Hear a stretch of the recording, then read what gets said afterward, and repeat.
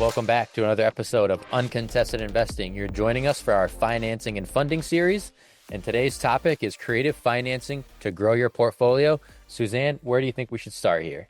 Well, this is an ever-changing space, so we should talk about what we have available to us for financing. There's all kinds of opportunities. Let's hit it. Yeah, I think private money is probably going to dominate this conversation a little bit, but there are a few other ways to go about getting financing. Two that come to mind for me are equitable partnerships. So you find another investor in the space, you guys look to pool your money and at least tackle a down payment that way. I think partnerships and networking is a topic that we discuss every episode. It's so important. So why not take advantage of the connections you have? It doesn't have to last forever, too. I think people think about partnerships and are like, I don't know if I want to work with this person forever. I don't know if I want to depend on them for my success, but it's a great way to get started in the industry, right? Learn through the process. Less money down on that first deal if you have one or two partners. So always consider partnerships.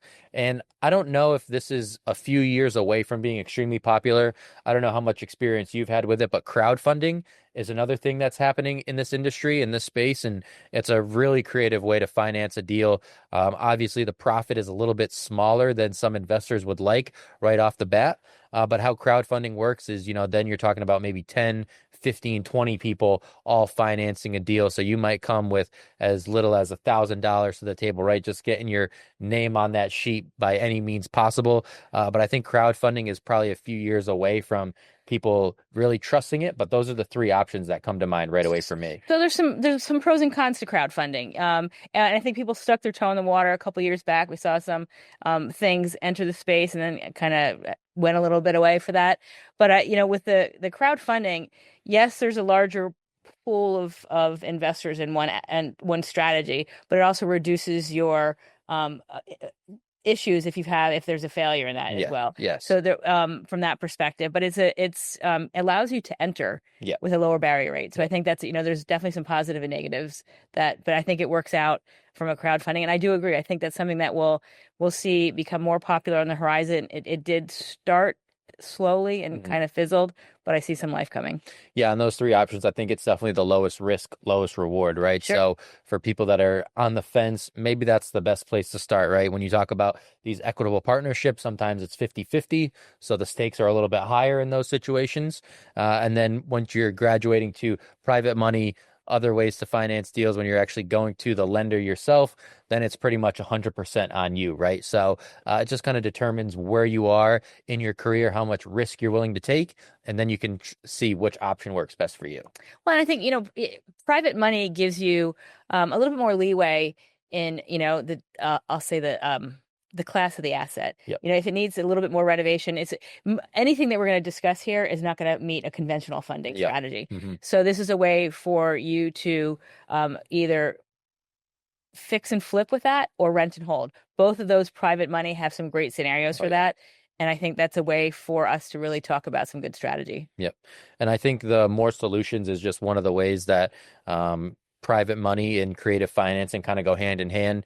You name it.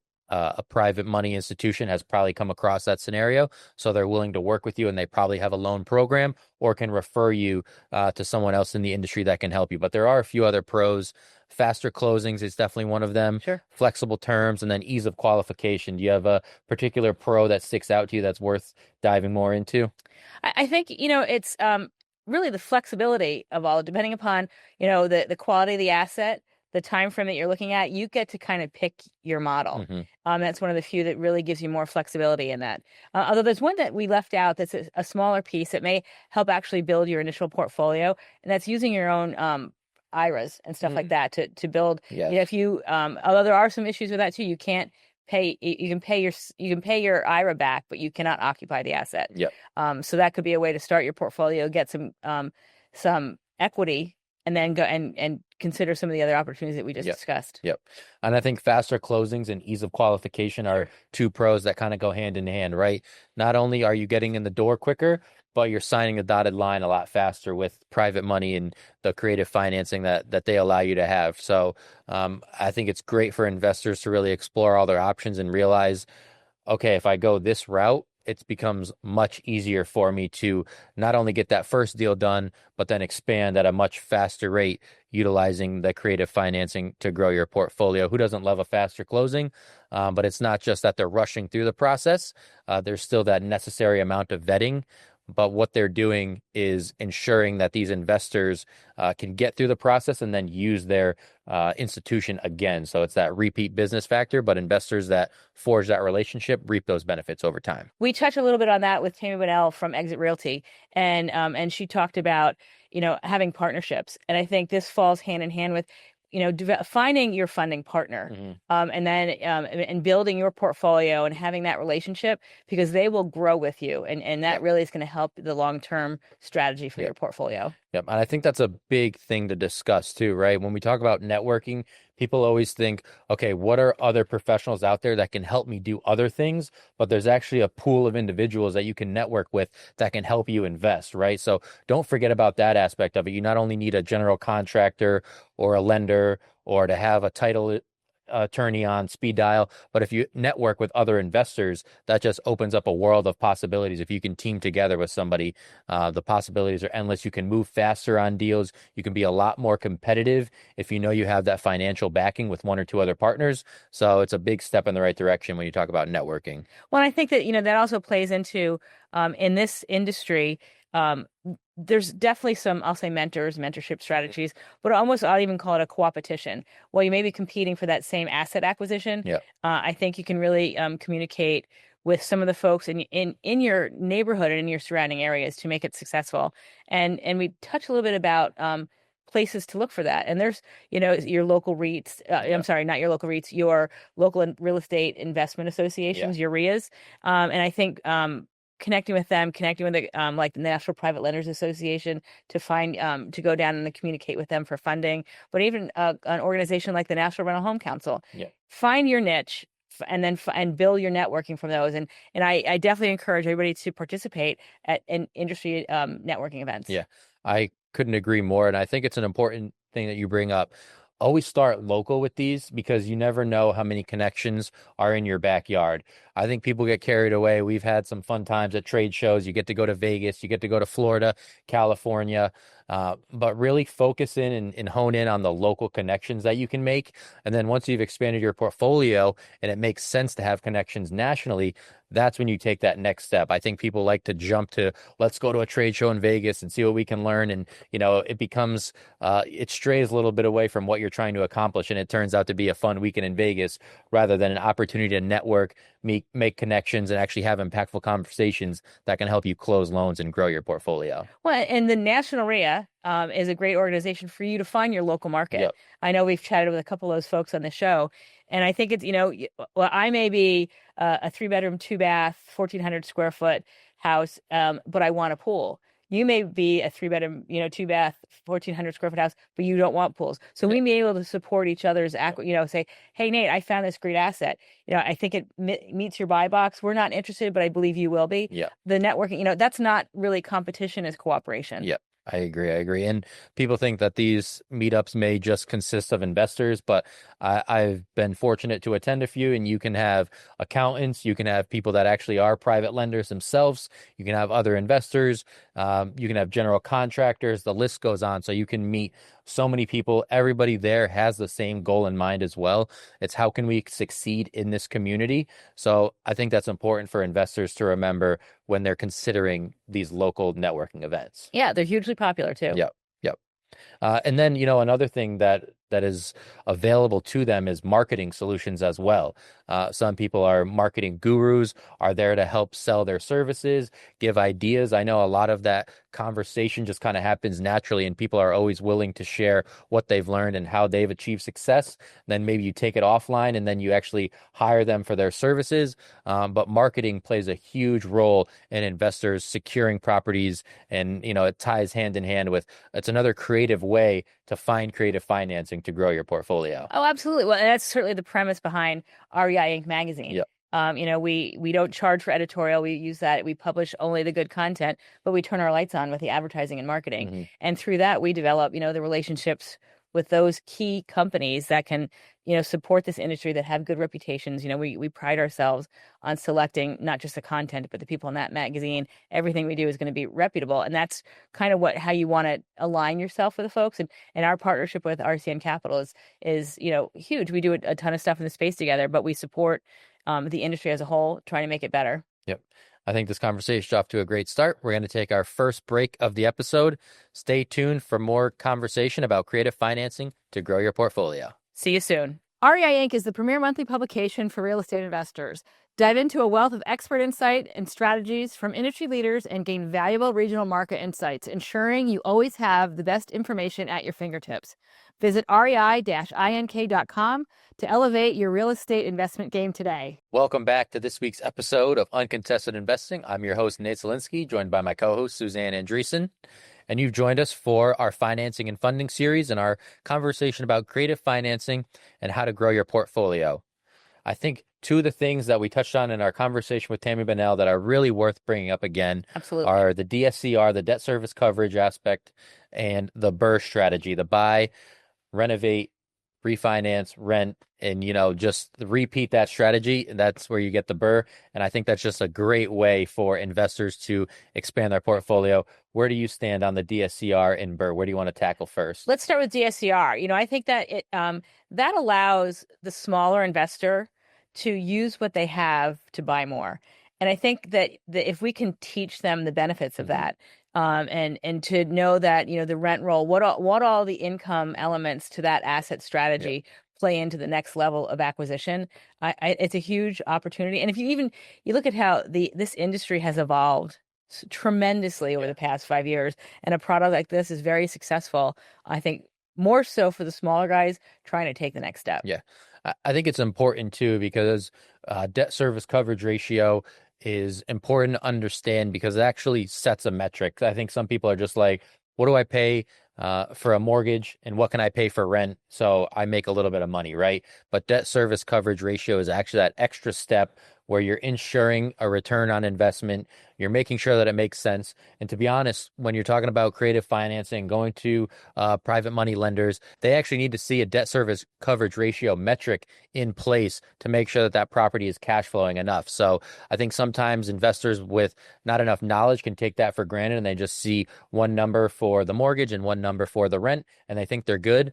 But for that extra layer of protection, they can actually take a little bit farther and have that peace of mind. And that's key to, we touched a little bit on partnerships, and always finding your partnership and have them explain their programs. And in a previous episode, we talked about, you may find someone who's exceptional on fix and flip.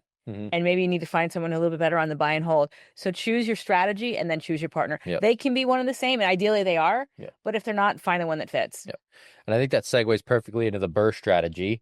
A lot of investors got into this when HGTV took the world by storm, the real estate world by storm, with all the house flipping shows. And everybody thought that fix and flip was the way to go, right? You get a property, do a little bit of renovation, flip it for a profit, and move on to the next. It's really combining two strategies, though, with fixing up a property, increasing the rent roll, and then turning that into a property that stays in your portfolio as a 30-year long-term rental, whatever the case may be in terms of the loan you receive. But being able to transition smoothly into a property that you're now renting out and earning more money from, I think it's been a light bulb over the past few years for investors. The BRRRR strategy has changed a lot of lives in this industry. Well, and I think, and part of the reason why we've transitioned from the fix and flip to the BRRRR strategy, or to the buy, hold, and rent, is assets are becoming few and far between right now. And because of that, more people are holding on to them. Their portfolio is now becoming more diversified and holding on to some of the assets. So I think it was a natural transition just to stabilize and make sure they had a portfolio that this solved that for them. It's certainly some more work up front too. I mean, there's no way around it. If you're used to fixing and flipping, you've never been a property manager before, you've never had to secure a tenant for your property, you've never had to go through that. But I think those are skills that can be picked up rather quickly, especially if it's a property that you yourself have had your hands on, you've done the renovation work. There's a little bit of sense of pride knowing that you've put the work in to get this property to where it is. Then you can relay those messages, those sentiments to a potential tenant. And I think it only gets more successful from there, right? You find the right tenant for the home, You're confident in the fact that, I've put this work in, so I can set this rental rate at X. And from there, if you just repeat that process and get that experience, you can become an amazing property manager. Well, there's one piece though, if you're transitioning from fix and flip to buy and hold, there's a couple things. So if fix and flip is going back out to an owner occupant, that's one type of resident, but the other one is certainly a rental strategy. You may make alterations into your renovation. You may find cabinetry that has better hinges on the cabinets. You may find flooring that's a little bit more forgiving or can be repaired. So as you have that thought process, there's different products that you want to incorporate into your renovation plan to make sure that it's more durable in all components, durable and repairable and safe. Yep. And I think one of the other ways to get really creative with financing is seller financing. It's a topic that's not talked about all that much, but as an investor, if you're really serious about this as your career, you're willing to take that next step, always think about seller financing, right? Always approach the seller of the home. We've talked about networking, partnerships. This is a way where maybe if you use seller financing for your first deal, now you have a partner in this industry, right? And they can join you on your real estate success. You're always going to remember and have that good rapport. They helped you with your first deal. And then going forward, they can potentially help you on your next few deals in the industry. So seller financing is a little bit under the radar, but still an important discussion topic I think to cover in this conversation. Well, and they have the relationship with the house already. Yeah. They're going to say, hey, this roof is going to need to be repaired in 3 years. They'll divulge more of the upfront. If they're going to have some skin in the game with you, it's more successful and they'll divulge all the issues. So that when it's all said and done, it's a more viable asset for that strategy. Yeah, and I think if you can go to the seller with some proof in the pudding, so to speak. If you say, I have this experience, I'm looking to take the next step, I take this seriously, these are the properties that I have already. Maybe you can even cut a deal for one or two of your properties. Say, if you give me this property through seller financing, I can cut you in on either deals that I've already closed or deals that I'm willing to close in the future. So always come to the table with that bargaining chip to entice the seller to, finance the property for you. Sure. An equity stake in another property that's already in production. Yep. Great idea. Yep. I think we also need to discuss the negative sides of not the negative sides, but I guess pitfalls. Yes, things to look out for when you're talking about creative financing. The lack of proper documentation is one that comes up a lot. This can sometimes be an easy fix, but I think it's really important for investors to know about when you're getting into these conversations with a private lender, with other financing options, and you don't come to the table fully prepared. It really slows down the process, can leave a bad taste in the mouth of the company that you're trying to work for. So what I would recommend to investors is before you even have a property, always reach out to a potential private lender or a financing institution and say, what do I need to close this deal? Can you guys give me a checklist? Can you give me a list of documents? Do your homework ahead of time so when you actually find that property, you're ready to jump on it and act fast. Sure. It's a great idea. Another one would be the new language, right? When you're talking about getting into the investment industry, there's a lot of education that comes in to play as well. I think understanding everything, every angle of the deal, all these new words. I know we throw out acronyms left and right, and people are like, what the heck are you talking about? If you can learn those ahead of time, get a leg up on the competition. Again, it makes those first few conversations when you're trying to secure financing that much smoother. You're not holding up the conversation with, what does that mean? What does this mean? Can you explain that a little bit more? If you come to the table with that knowledge, then you start talking about those faster closings. You're forging those relationships that much stronger. So being able to understand the language and the education piece of this industry is a huge step for investors. Well, that was something that the National Private Lenders Association actually came out with, a glossary of terms. Yeah. So you because it is once you're fluent in the industry, everything will just flow that much more smoothly. Yep. You don't be afraid to use it as a cheat sheet. All you investors out there, study up. It does make a difference. I know sometimes our days of school bring up bad memories. I don't want to do homework. I don't want to study anymore, but it can really have a positive impact on the rest of your career if you take that time initially to learn everything. It's not going to come easy or come overnight, but if you put in that work and just put in the work for that ground level, that base of knowledge, you'll just learn over time that much quicker when things come up naturally, on a job or on an investment specific basis. Well, it's not a cheat sheet. It's an open book test. Yeah, there you Very go. different. Yeah, exactly. I think the last thing too would be over leveraging. So when you have these creative financing options at your disposal, a lot of deals become that much more accessible. They become more appealing. But make sure that everything works for you from a financial perspective, right?